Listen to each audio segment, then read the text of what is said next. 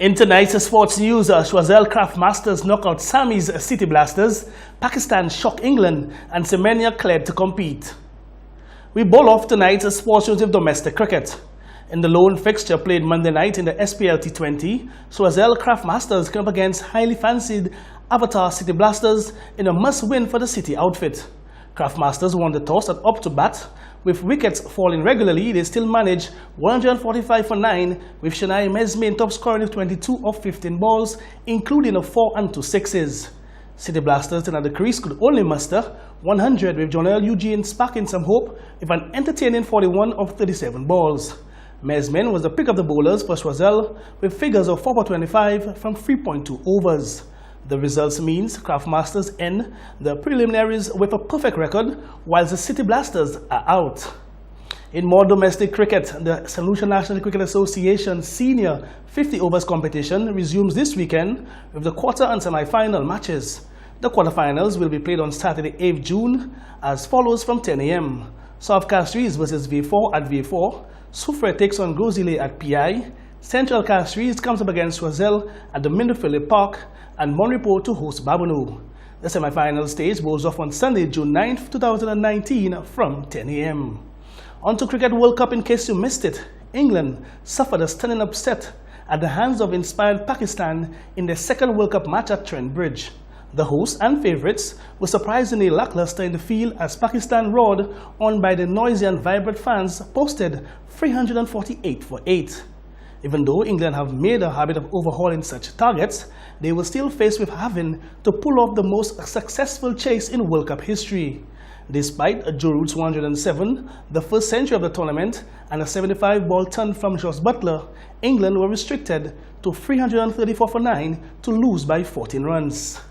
Athletics now, Caster Semenya won an interim ruling in a battle against the IAAF and its testosterone regulations when the Swiss Supreme Court ordered athletics governing body to suspend the rules on Monday.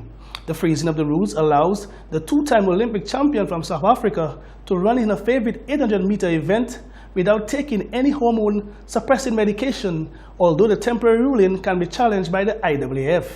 Semenya's lawyers said there will be another decision by the Supreme Court after the IAAF makes its arguments to the court that the rules should stand.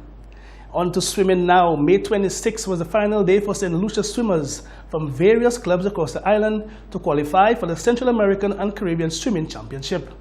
At the end of it all, 10 swimmers made the qualifying mark of achieving a minimum of 2 AAA times. Taking the plunge to compete for a spot on the podium June 28th to July 2nd at the Barbados Aquatic Centre will be 11 to 12-year-old Carrick Charles and Tristan Dorville, 13 to 14-year-old Naima Hazel, Akasha Louis, Ziv Reynolds, and DeAndre Blanchard, 15 to 17-year-old Mackay Charlemagne, Jaron Odland Smith, Ethan Elliott, and Terrell Momblazy. 28 participating teams from all across the Caribbean and Central America will compete at the meet. These include strong swimming nations such as the Bahamas, Trinidad and Tobago, Aruba, Panama, Jamaica, El Salvador, and the Cayman Islands. Tessa Charles is expected to lead the team on their journey alongside Coach Brian Charles and assisted by chaperone and masseuse Sabrina Odall. Finally, in tonight's sports news, football. Liverpool will travel to Qatar in December to compete at the FIFA's Club World Cup after the Gulf state was named as the new host. The annual tournament, featuring the champions of 6 continents, will take place in the winter, with Champions League winners Liverpool entering at the semi-final stage. Qatar will hold the next 2 editions of the tournament in 2019 and 2020.